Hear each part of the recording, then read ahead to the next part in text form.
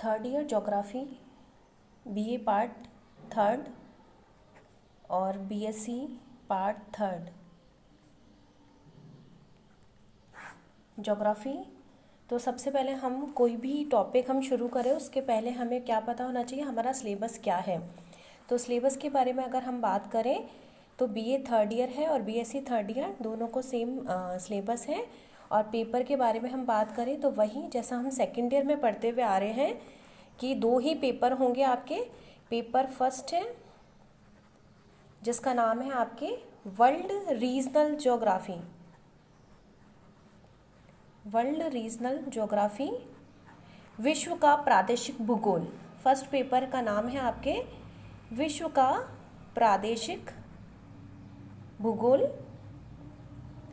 और सेकंड जो आपका पेपर है, पेपर सेकंड जो है आपका ज्योग्राफी ऑफ इंडिया, यानी भारत का भूगोल। 2 पेपर हो गए आपके। जैसे हमने सेकेंड ईयर में पढ़ा 2 पेपर थे, वैसे ही थर्ड ईयर में भी आपको 2 ही पेपर पढ़ने। विश्व का प्रादेशिक भूगोल है जो आपका फर्स्ट पेपर रहेगा। सेकंड पेपर है आपका भारत का भूगोल, ज्योग्राफी ऑफ इंडिया। सेम वही है, मार्क्स का डिस्ट्रीब्यूशन हो चाहे पेपर पैटर्न कैसा आएगा, सेम सेकेंड ईयर में जो हम पढ़ चुके हैं बिल्कुल वैसा ही होगा। कि आर्ट्स वालों के लिए, आर्ट्स के लिए 75 मार्क्स का एक पेपर है और यही साइंस के लिए हो जाता है 50 नंबर का। सेम वही 75 नंबर और 50 नंबर का पेपर हो गया। 75 में से पास होने के लिए मिनिमम मार्क्स 17 चाहिए, 27 चाहिए और 50 में से 18 चाहिए।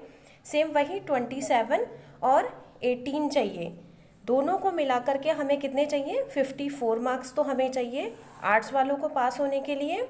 और साइंस वालों के लिए चाहिए हमें 18 और 18, यानी दोनों पेपर्स को मिला के अगर आप 36 नंबर भी लेकर आते हैं तो मिनिमम मार्क्स से आप पास हो जाते हैं। फिर हम बात करते हैं कि सिलेबस क्या है। सिलेबस का डिस्कशन इसलिए ज़रूरी है कि हमें पहले ये पता होना चाहिए हमें पढ़ना क्या है।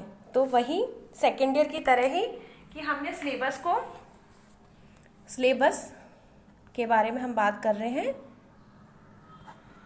3 सेक्शन में इसको बांटा है, सेक्शन ए, सेक्शन बी और सेक्शन हो गया सी। तो सबसे पहले हम क्या करेंगे, जो सेक्शन ए है उसमें जो आने वाले जो इम्पोर्टेंट टॉपिक्स हैं पहले हम वो पढ़ेंगे।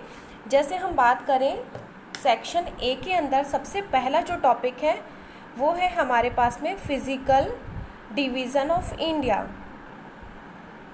ये फर्स्ट पेपर से शुरू ना करके हम जो अपना सिलेबस है या हम बात करें अपनी स्टडीज़ की तो हम करेंगे किससे,